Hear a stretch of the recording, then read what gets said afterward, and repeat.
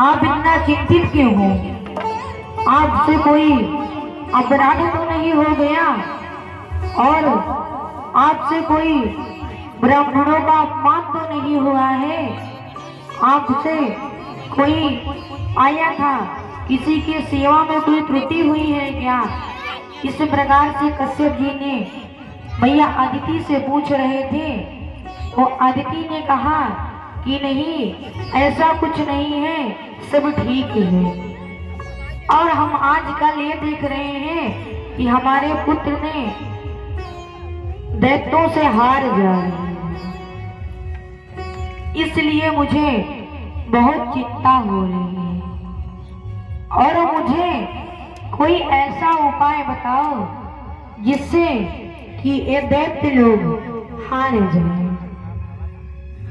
तो इस पर कश्यप जी ने कहा कि देखो देवी, ये जो व्रत हम आपको बता रहे हैं, ये व्रत हमको ब्रह्मा जी बताते थे,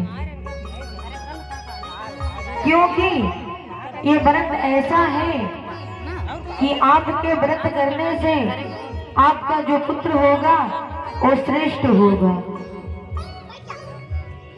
इस पर मैया अदिति ने कहा कि ठीक है, मैं क्या करूं? तो कश्यप जी ने कहा कि उस व्रत का नाम है पयो व्रत, क्योंकि ये जो पयो व्रत है इसमें भगवान वामन का जन्म होता है और एक होता है पुंसवन व्रत, उसमें दैत्यों का जन्म होता है। मैया दीदी रखी थी वो व्रत, तो यहाँ पर पयो व्रत रखा गया है।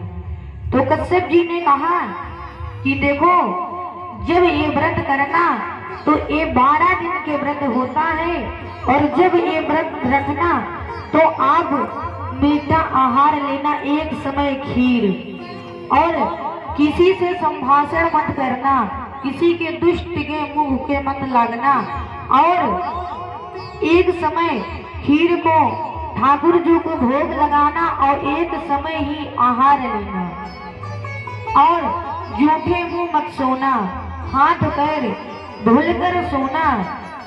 और ये फागुन के शुक्ल पक्ष प्रतिपदा से, जो शुक्ल पक्ष और कृष्ण पक्ष लगता है, वही शुक्ल पक्ष पयो व्रत, इसको धारण करना। और शुक्ल पक्ष के 12 दिन, जो 15 दिन के शुक्ल पक्ष लगता है, वो 12 दिन के ये व्रत बताया गया है, और 12 दिन तक आप नियम संयम से ये व्रत हो करना, जिससे कि आपका जो पुत्र होगा वो सब श्रेष्ठ होगा। ईश्वर मैया अदिति ने कहा कि ठीक है, मैं वैसा ही करूंगा। और कश्यप ऋषि ने कहा कि जब व्रत पूर्ण हो जाए तो सूअर के खोदी हुई मिट्टी से पूरी शरीर में लेप लगाना और बहते हुए जल में स्नान करना। इस प्रकार से आपको ये व्रत धारण करना पड़ेगा। मैया अदिति ने कहा कि ठीक है, हम वैसा ही करेंगे। मैया अदिति ने 12 दिनों के पयो व्रत किया, और पयो व्रत करने के बाद जब व्रत पूर्ण हुआ तो उस पर भगवान वामन मैया के गर्भ में आ गए, और जब व्रत करने से गर्भ में आए तो देवताओं ने मैया के पास आकर स्तुति करने लगे कि जो आपका पुत्र है वो सबको उद्धार करने वाला है, स्वयं पावन भगवान आ रहे हैं।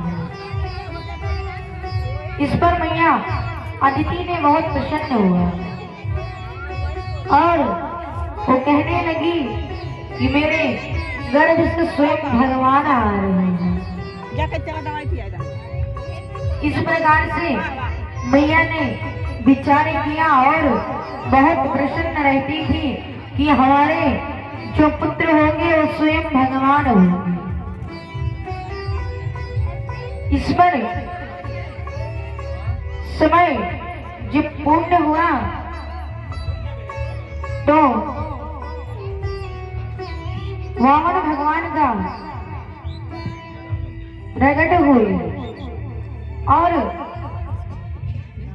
जब वामन भगवान प्रकट हुए तो वहां पर सारे देव मुनि सारे ऋषि ने पुष्प की वर्षा करने लगे और जब पुष्प की वर्षा करने लगे तो सारे देवों ने वामन भगवान को कुछ ना कुछ सबको दिया और उनको सबको दिया। और जब वामन भगवान का जन्म हुआ तो वो विराट रूप था और बाद में वो नन्हे से बावने हो गए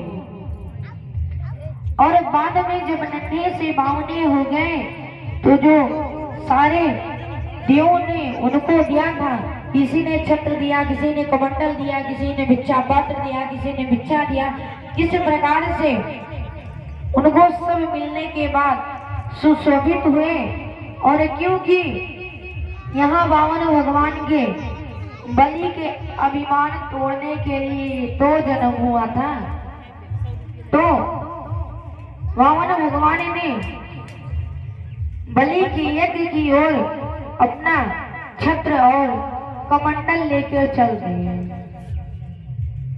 और जब छत्र और कमंडल लेकर चल दिए तो ब्राह्मणों ने कहा कि हमको तो ऐसे जान पड़ रहा है जैसे कि सनत कुमारों आ रहे हैं, सनकादि आ रहे हैं, ऐसा मुझे प्रतीत हो रहा है, कोई आ रहा है।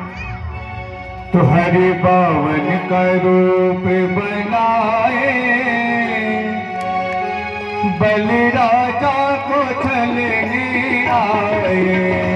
हरि पावन का रूप बनाए बलि राजा को छलने आए। हरि पावन का रूप बनाए